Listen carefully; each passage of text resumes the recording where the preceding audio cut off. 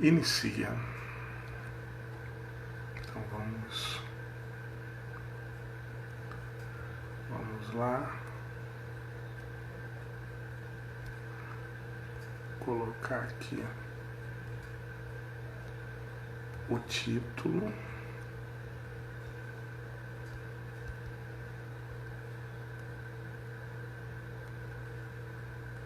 Minutos com Emmanuel. Hoje nós estamos no Caminho, Verdade e Vida, no seu capítulo 167.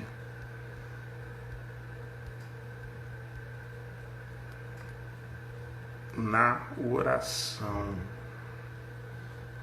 publicando, fixando para quem for entrar, e aí eu volto aqui para dar boa noite a todo mundo que já entrou.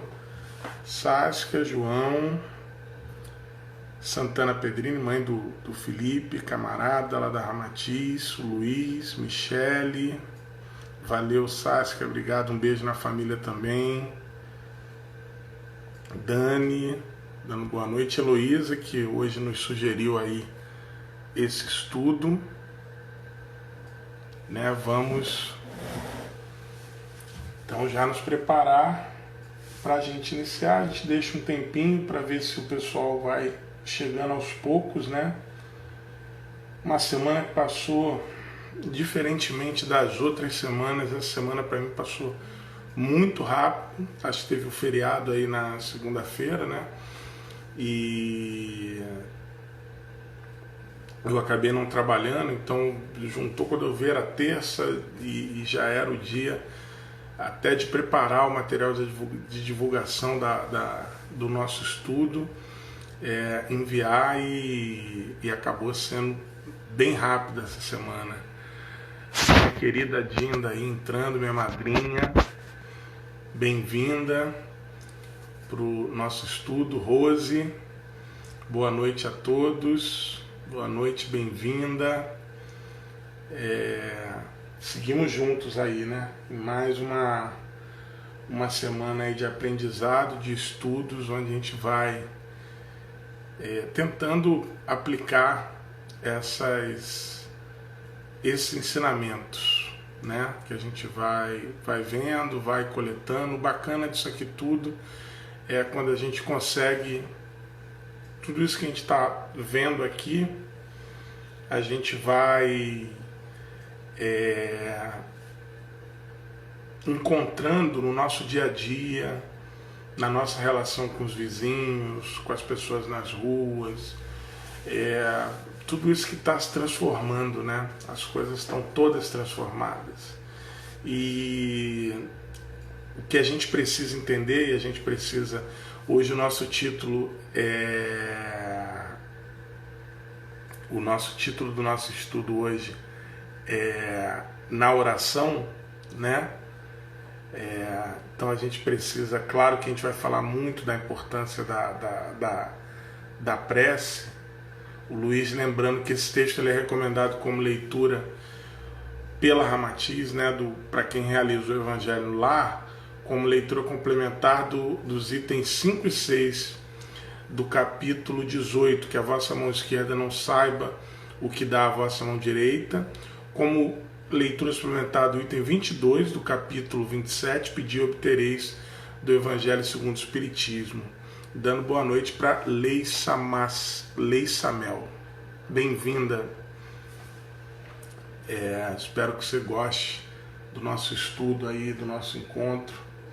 E eu dizia que a gente ia do capítulo 13, eu li capítulo 23, na verdade capítulo 13, né? Que a vossa mão esquerda não sabe o que dá a vossa mão direita. Obrigado, Luiz.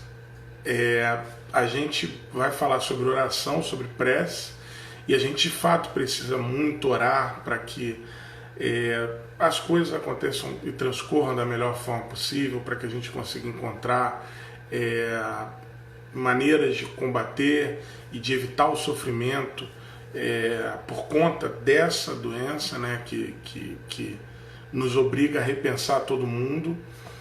Mas assim, a gente precisa já ter, eu acho que já tem um recado que está muito claro nisso tudo, né? Não tem mais como era antes, né? Não importa como vai ficar.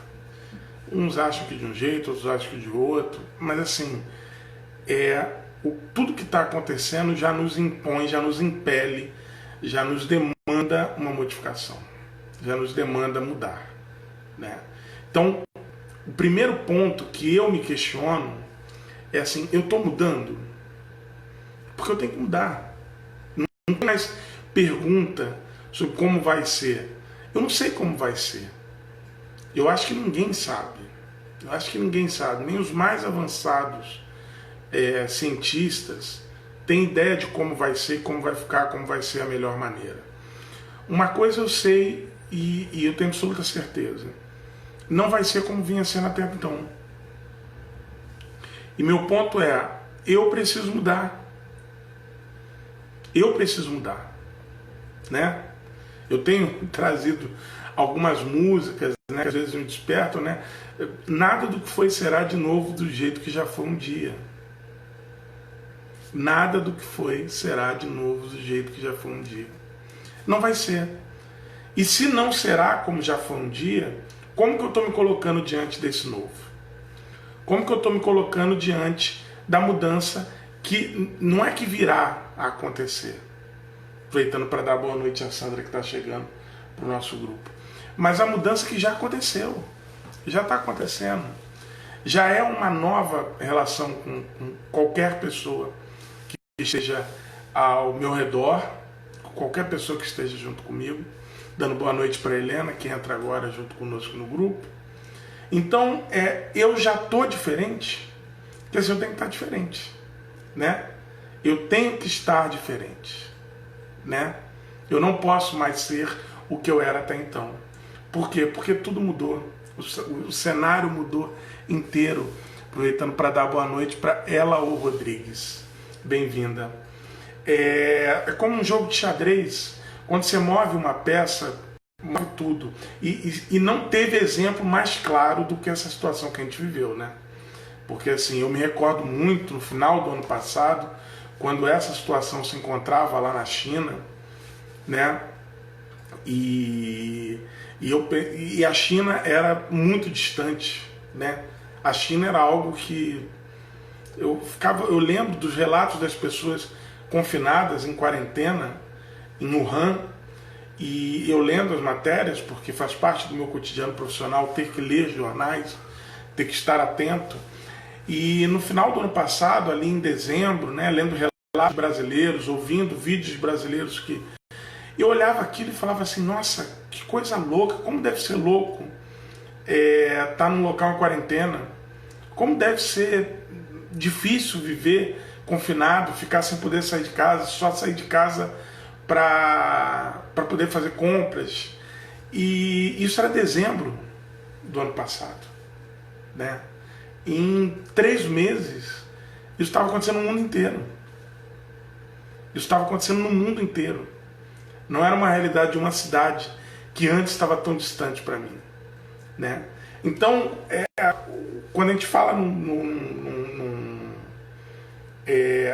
tabuleiro de xadrez em que uma peça muda, é porque a gente teve esse exemplo muito claro de que nós estamos muito conectados, muito mais conectados do que nós já pensamos na história da humanidade. Nós estamos muito conectados, muito.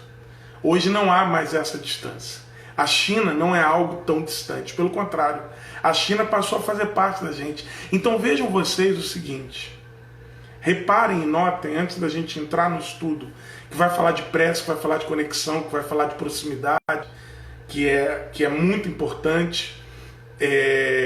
Só registrar boa noite para Alê, boa noite para Su, boa noite para Bia e para minha esposa, que se reveza ali em reuniões e sempre acompanhando aqui o estudo junto com a gente. Sejam todas muito bem-vindas.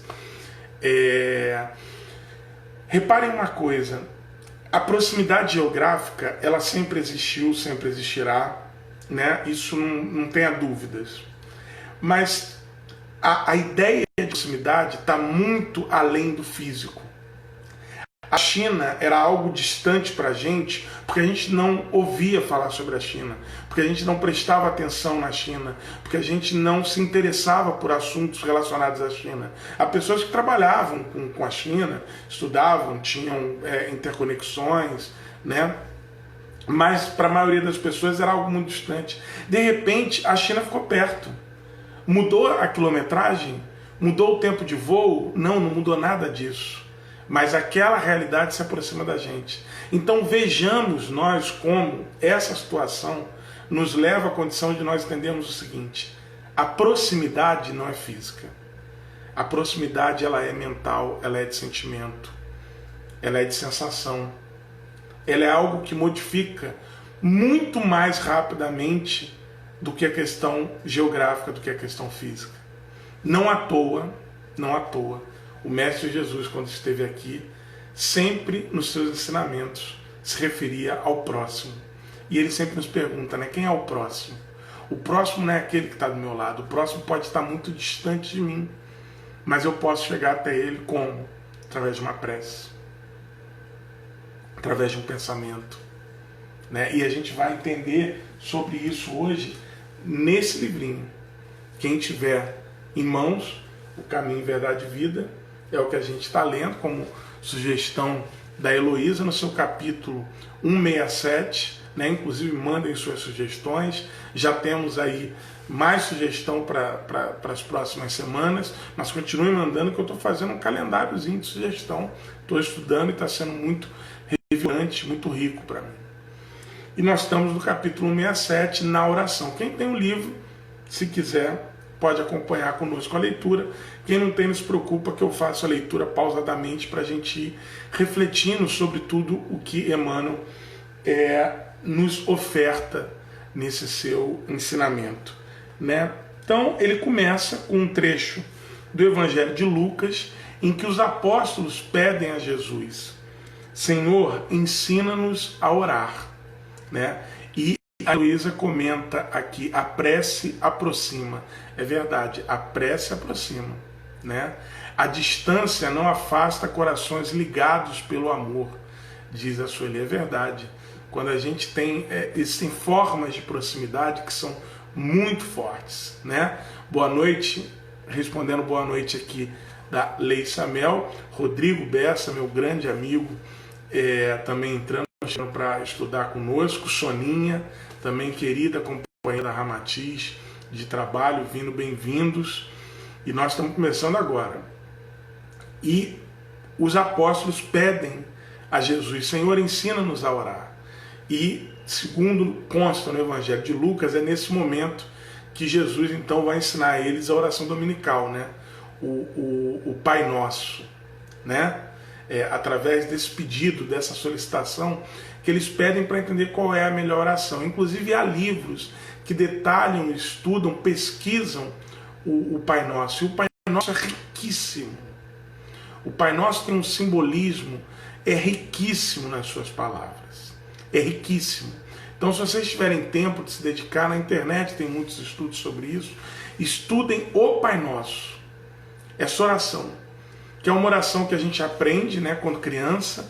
Eu me lembro de eu aprendendo ali quando eu morava na Tijuca, na Igreja Sagrados Corações, para fazer a catequese com a tia Carla, com meus 7 anos, e a gente aprendia, decorava essa oração. E eu não tinha ideia do tamanho dessa oração. E hoje, cada vez que eu me ponho a estudar cada verso dela, eu vou entendendo que assim, esses versos eles são muito ricos. Por isso que Jesus trouxe esse ensinamento. O Luiz falando, a forma não é nada, o pensamento é tudo. A prece está baseada em pensamento. E aproveitando para dar boa noite para a Lília e para o Paulo, estão sempre juntos com a gente aqui, casal amigo lá da Ramatiz também. E para o Daniel, que chega agora para a gente começar o nosso estudo. Bem-vindos. Então os apóstolos vão pedir para Jesus, e Jesus ensina-lhes a oração do Pai Nosso. E Emmanuel vai dizer o seguinte: a prece, nos círculos do cristianismo, caracteriza-se por gradação infinita em suas manifestações. Então, por uma gradação infinita em suas manifestações, né? Então, a prece, dentro dos conceitos cristãos, né, ela caracteriza-se por uma gradação infinita nas suas manifestações. Porque existem crentes de todos os matizes nos vários cursos da fé. Então a gradação é porque, assim, nos caminhos da fé, que são muito diferentes, se fôssemos relatar que cada um de nós, os nossos caminhos que nos trouxeram até a fé, até esse encontro, né, são cursos diferentes e são variadas matizes, tá? O Luiz lembrando que é a espiritualidade que responde isso no livro dos Espíritos, né, que o pensamento é tudo, é dito pelos Espíritos, e a Bia lembrando que no próprio Evangelho segundo o Espiritismo, na edição da Besouro Lux, tem uma explicação sobre a oração do Pai Nosso. Então quem tiver essa edição do Evangelho segundo o Espiritismo, tem uma explicação sobre a oração do Pai Nosso, que é uma oração muito rica, que é uma oração que, assim, na hora que a gente está com um problema, não consegue concatenar uma oração mais elaborada, vai no céu, que não existe. Foi essa oração que Jesus respondeu aos seus discípulos quando eles pediram: Senhor, ensina-nos a orar. Então essa oração tem que ser muito forte, tem que ser muito valiosa. Na hora que a gente não consegue pensar em nenhuma oração mais forte, não consegue concatenar a ideia que tem momento que a gente está desesperado mesmo, vai no Pai Nosso. Vai lá no que a gente lembrou na catequese, no que a gente aprendeu no departamento da infância, né? Vamos ver se voltamos. Voltamos. Vamos ver se eu descongelei. Ver se a gente descongelou. Saímos aqui da paralisação. Acho que agora tem uns coraçõezinhos subindo aqui que a gente voltou, né? E olha como é curioso, porque eu dizia para nós imaginarmos que Deus, como fonte incessante do bem, imaginássemos que Deus fosse um grande sinal de Wi-Fi, de internet, né? A prece, ela vai variar muito de nós, como se nós fôssemos os conectores desse grande sinal. Então a gente sabe que tem receptores de internet, por exemplo, que são muito mais fortes.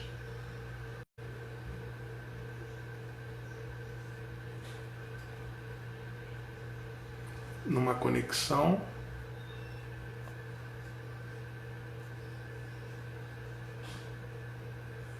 Pausado. Vamos ver se a gente vai retornar, se descongela.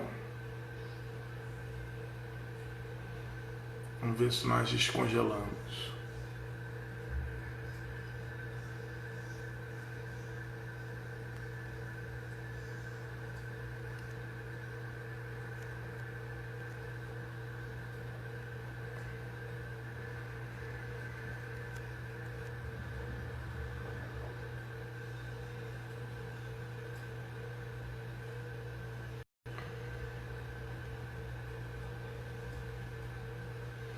Agora a Bia dizendo que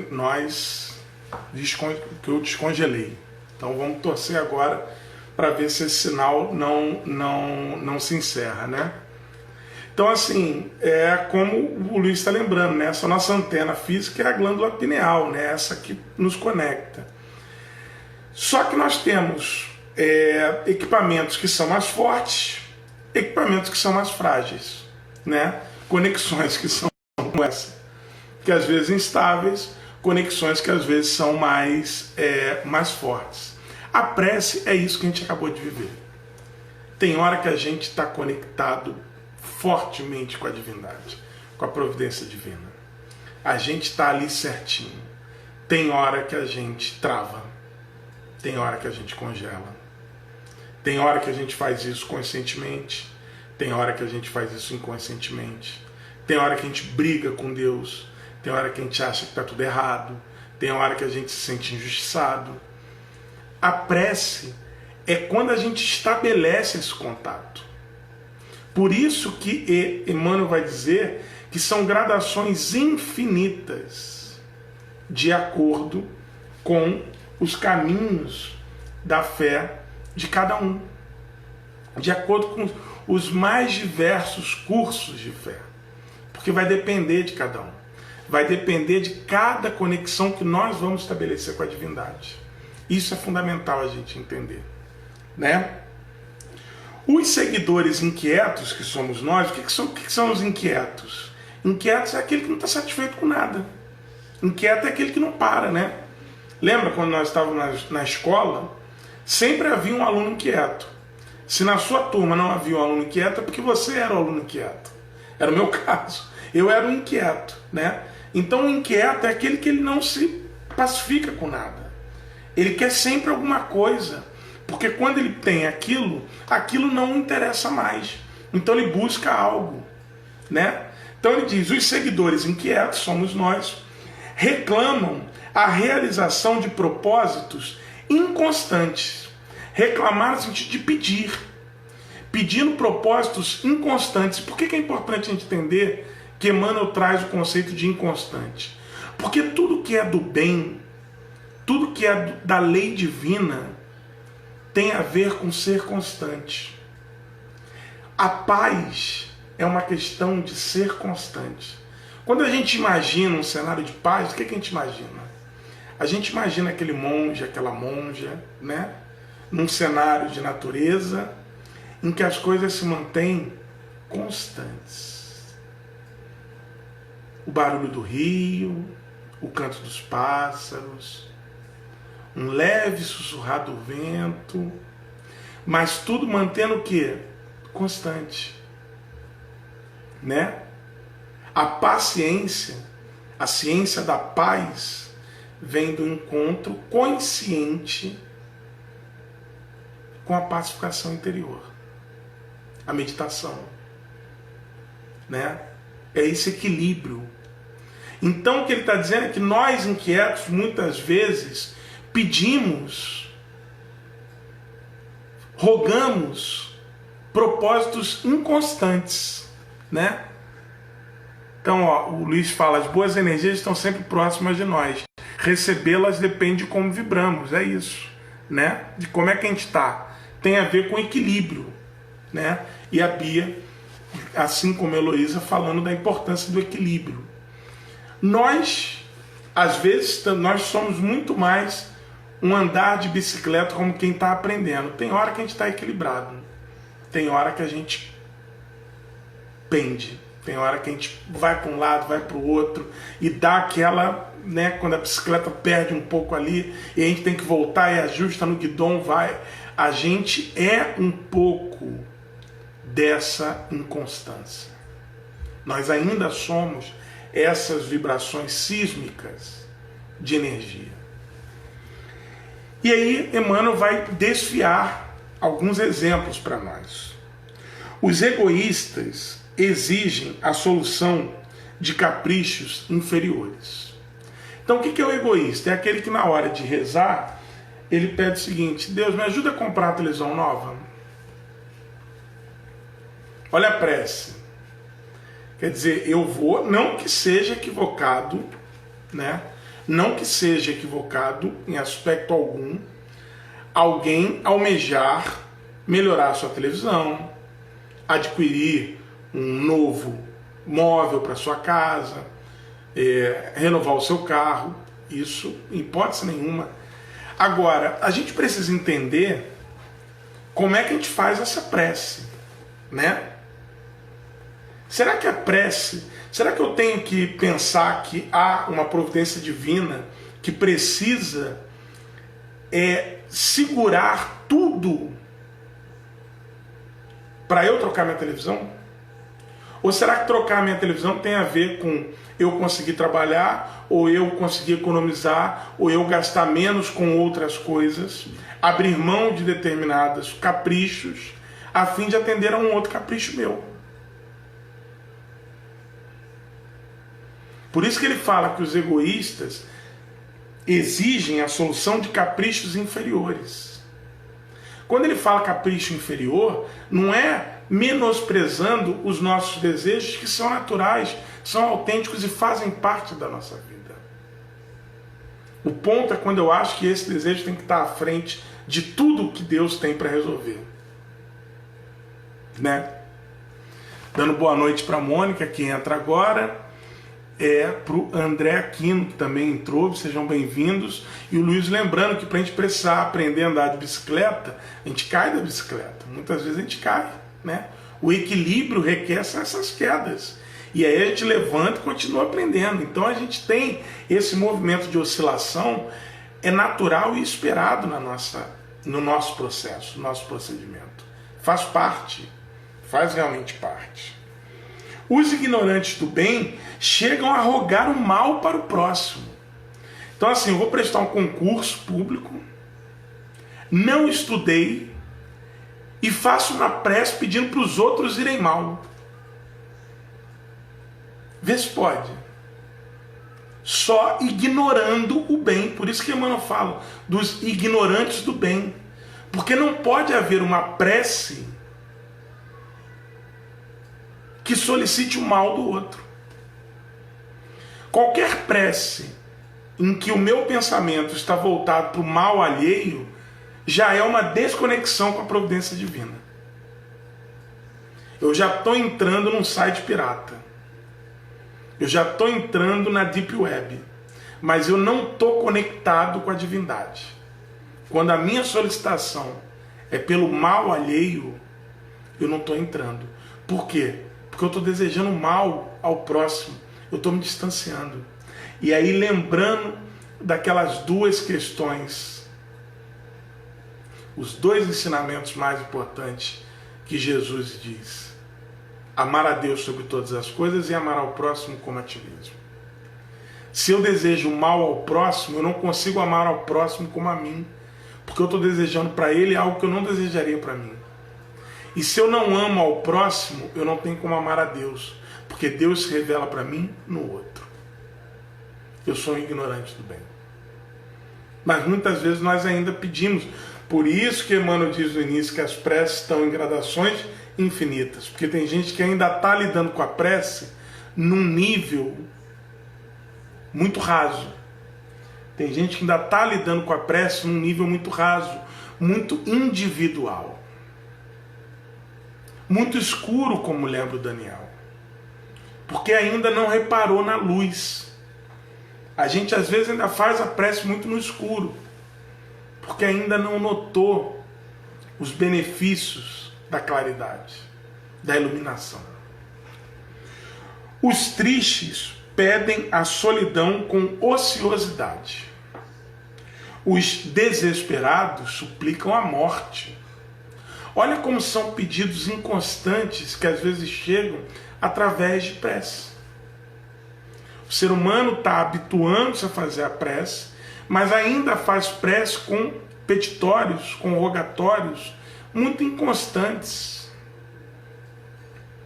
Então, num dia eu peço para estar lotado o meu aniversário, no outro dia eu peço para estar vazio, porque eu quero ter uma solidão, porque eu não quero encontrar ninguém, porque eu estou me sentindo mal.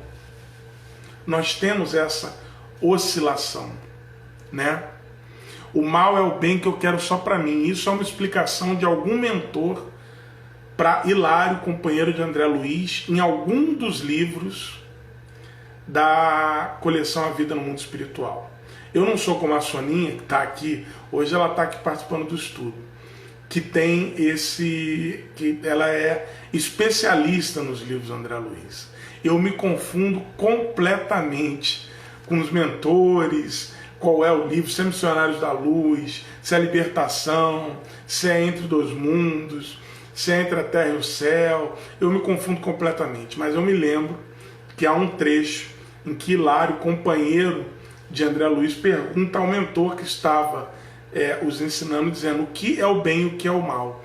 E ele, numa explicação muito mais didática, né, embora eu tenha resumido de forma mais simples, ele diz: olha, o mal é o bem que você quer, mas só para você.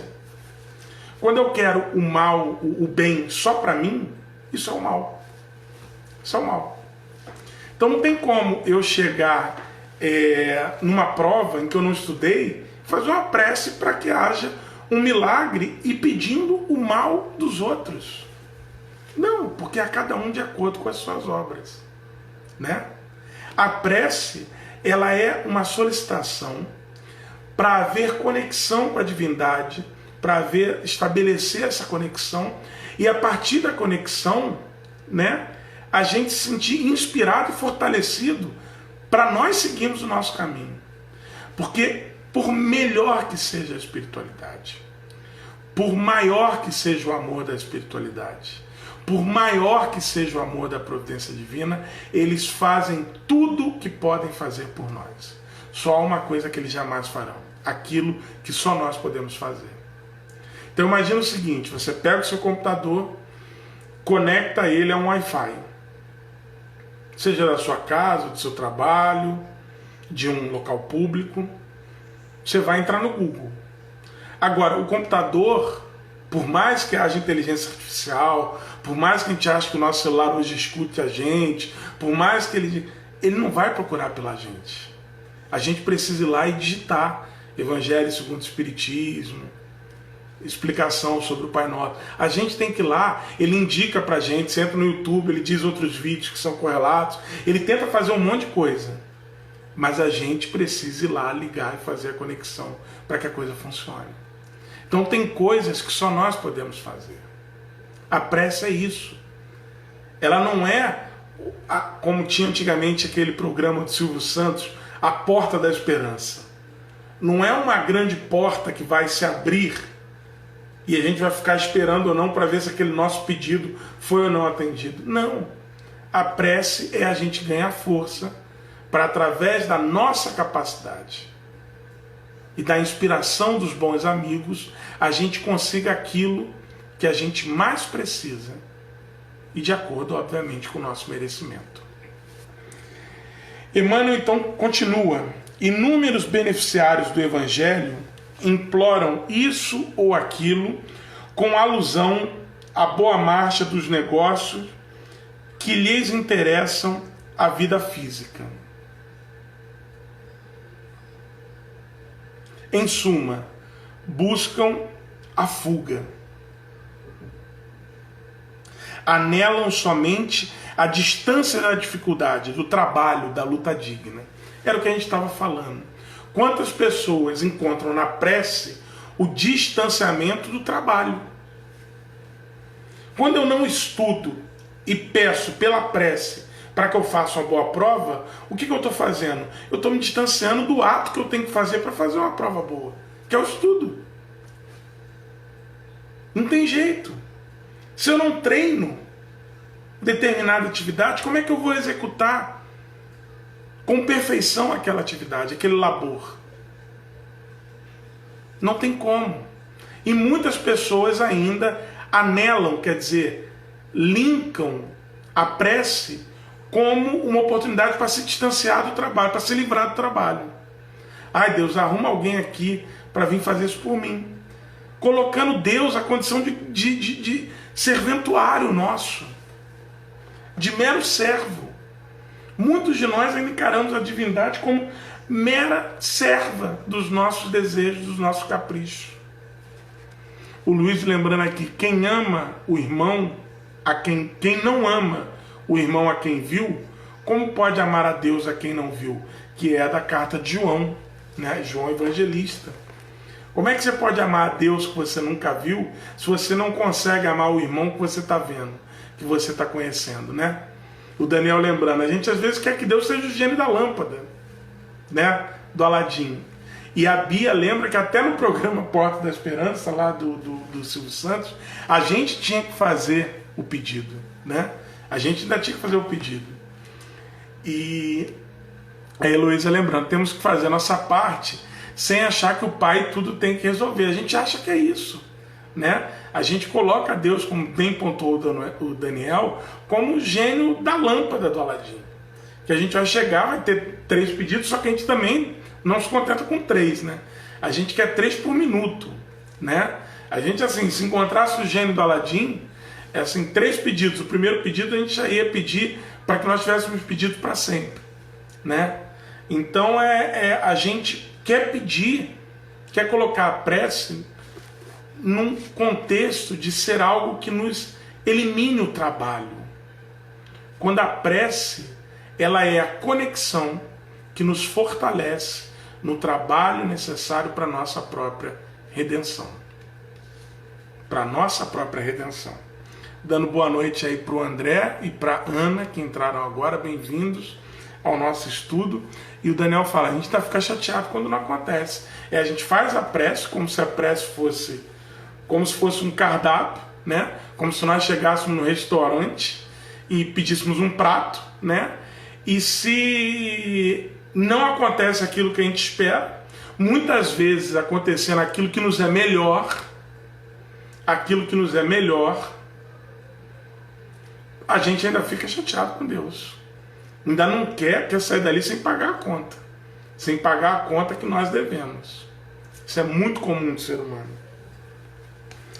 Jesus suporta paciente todas as fileiras de candidatos do seu serviço, de sua iluminação, estendendo-lhes mãos benignas, tolerando-lhes as queixas descabidas e as lágrimas inaceitáveis.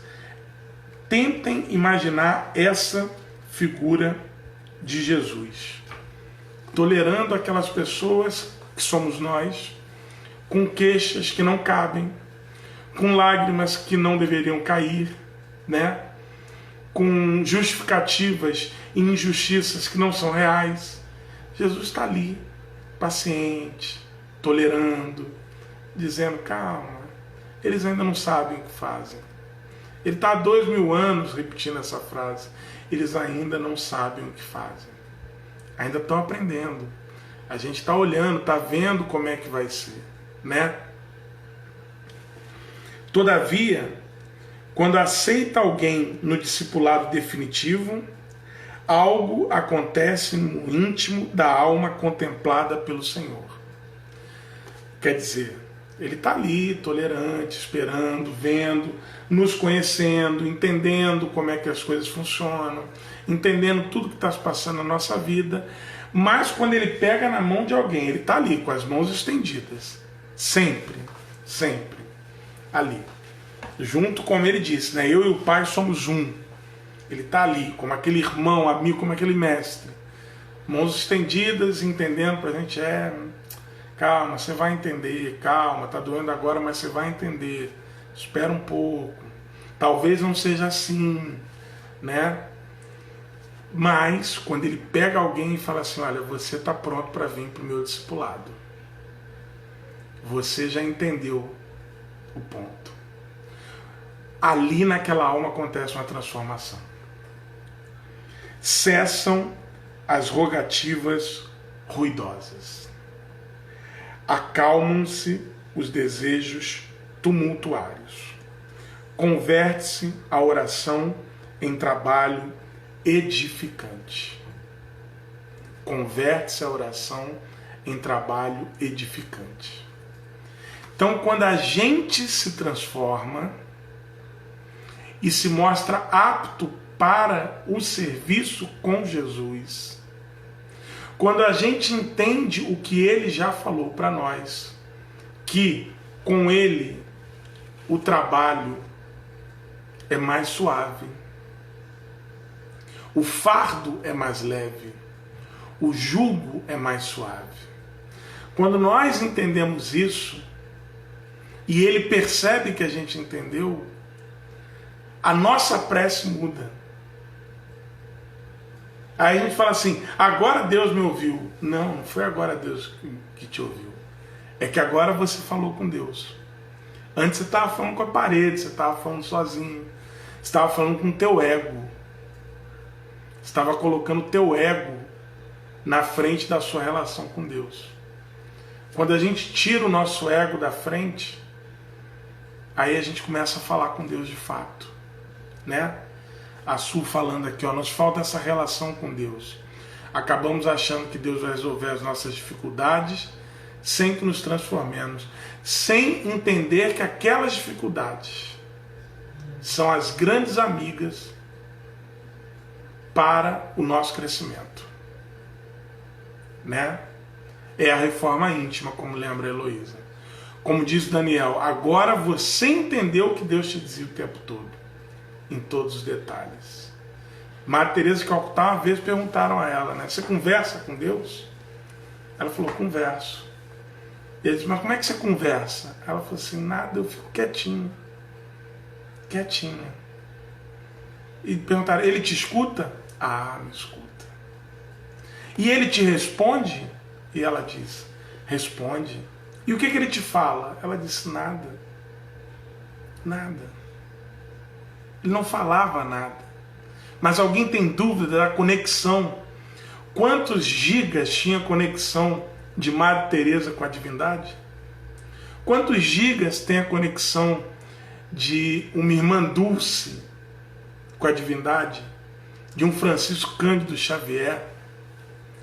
Quantos gigas tem uma conexão de um São Francisco de Assis com a divindade? Né? Imagina, de um Paulo de Tarso, dos apóstolos, qual era a conexão que eles tinham. Aquilo ali é muito forte. Olha que frase bonita de Heloísa. O silêncio é texto. O silêncio é texto. Né? O Daniel falando quantos terabytes, né? Que hoje já é até agora maior, né? Já devem estar aí já em outros níveis de tamanho, né? Mas são conexões fortíssimas. São fés que não se abalam diante da dificuldade. Seres iluminados mesmo, né? Quem viu o filme da irmã Dulce, Chico Xavier dizia que Emmanuel disse para ele que o verdadeiro cristão é aquele que, tendo condições, reunindo condições morais para censurar ao próximo, mantém a sua humildade e entende que o equívoco do próximo representa ainda uma inferioridade do outro e não de si. Então não justifica nem a sua censura, nem censura o próximo. E quem viu o filme da irmã Dulce sabe que tem uma cena que é brilhante e que nós não teríamos condições. Quando ela vai pedir a um feirante doação para os pobres, ela estende a mão e ele cospe, escarra na mão dela. Ela então pega essa mão, limpa no seu traje, né, cristão, religioso, estende a outra mão e diz para ele, o que eu merecia, tu já me destes. Agora eu gostaria de saber o que você poderia dar para os meus pobres. E nesse momento, tocado, um homem rude, capaz de cuspir na mão de uma freira, ele se sente tocado e então ele faz uma doação para ela. Isso é muito forte, porque isso representa uma fé que é assim, eu não estou aqui por mim, pela minha vaidade. Eu estou aqui por quem precisa. Eu estou aqui por quem precisa.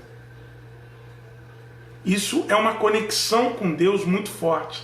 E a gente está ali eu não levo desaforo para casa, não, falou para mim vai ouvir, quando mandarem para mim eu devolvo na lata, eu não seguro, eu sou sincero, eu sou verdadeiro, E a gente não entende que a fé, como dizia Madre Teresa, não tem nada a ver entre o outro e eu. Sempre foi entre mim e Deus.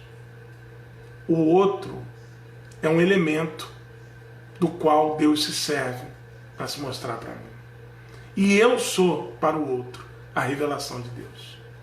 Então a pergunta que me cumpre fazer não é se o outro está sendo o Deus que eu mereço.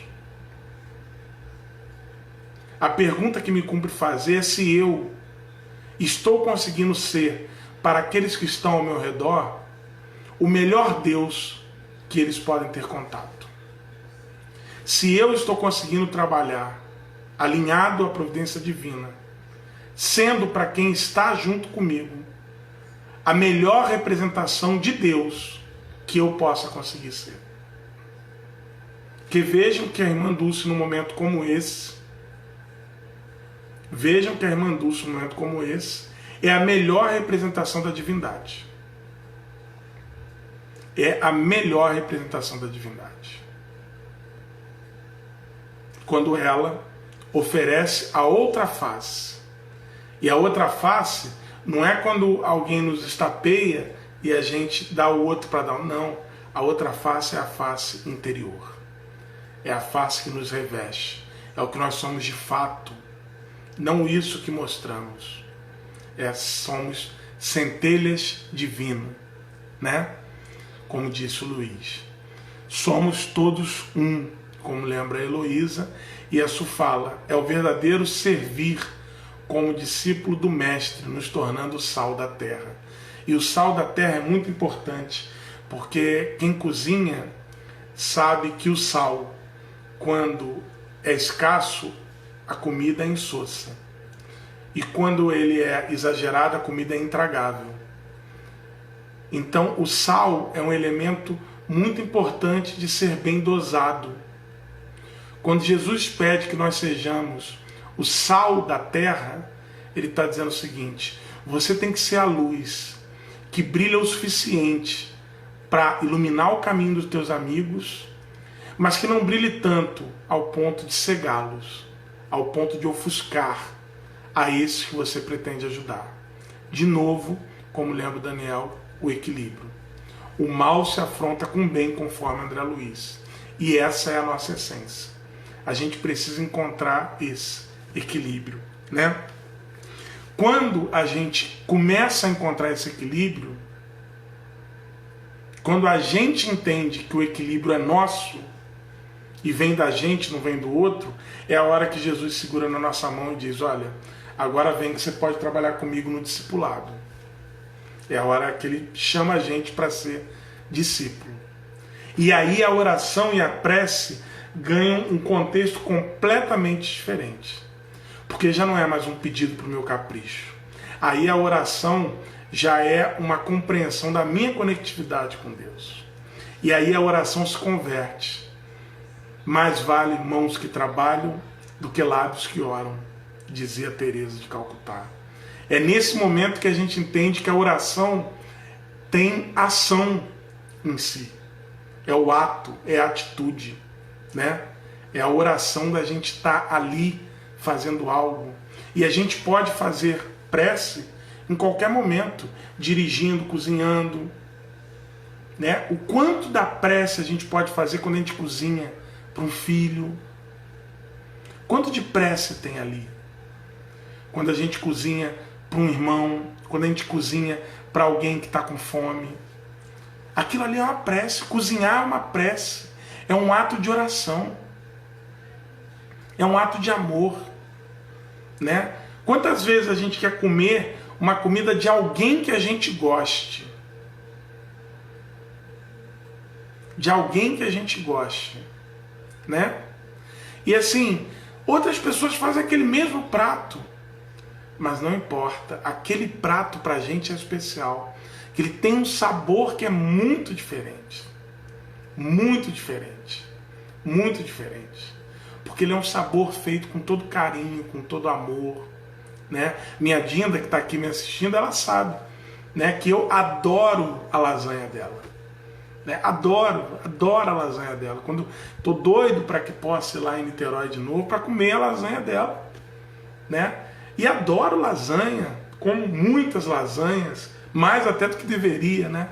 Mas quando é a dela, é especial para mim, que ela faz para eu ir lá, né?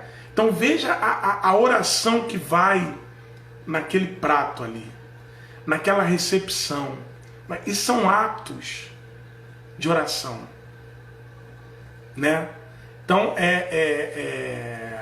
a Ana está saindo, que ela tem agora já um estudo para comandar. Até a próxima, Ana. Obrigado por você ter estado aqui conosco até agora. Então, Cozinhar é um ato de oração. Às vezes você dar algo para alguém, dar atenção, ouvir, são atos de oração, são atos de prece. Falou, foi Teresa de Calcutá que falou, mais vale mãos que trabalham do que lábios que oram. Mais vale mãos que trabalham do que lábios que oram, né? Porque é no trabalho mesmo que a coisa funciona. E é ali que a gente entende que a oração não é um cardápio de pedidos, mas é uma conexão para eu ter força e trabalhar em mim aquilo que eu preciso para me melhorar. O discípulo nada reclama. O discípulo nada reclama, nada pede. E o mestre, respondendo-lhe às orações, modifica-lhe a vontade todos os dias, alijando-lhe do pensamento os objetivos inferiores. Então veja como é a conexão, a religiosidade do cotidiano, que lembra bem a Heloísa, essa religiosidade do dia a dia. É o evangelho do elevador, da escada, do corredor, da rua, né? Quanto isso é importante, né? Ali que damos ação ao que a gente conhece, como lembra o Daniel. A gente para de pedir. E o mestre nos fortalece para tirar de nós os objetivos que nos são inferiores. Por que são inferiores? Porque não nos fazem bem. O coração unido a Jesus é um servo alegre e silencioso. A alegria é uma característica crística. Isso é fundamental. Porque às vezes pensam assim, o espírita tem que ser triste. O espírita, o religioso tem que ser triste, tem que ser essa coisa meio soturna, né? Sombria. Não. Cristo é, sobretudo, um rosto alegre, um rosto feliz. O evangelho vivo que a Bia fala, o evangelho é boa nova, é boa notícia. Nós temos que ter em mente um Jesus que não está ali enfastiado de estar nos esperando, não.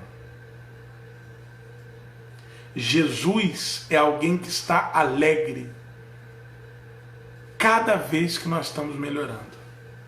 Cada vez que a gente faz uma prece equivocada, ele feliz pensa assim, ainda não acertou, mas já está fazendo prece.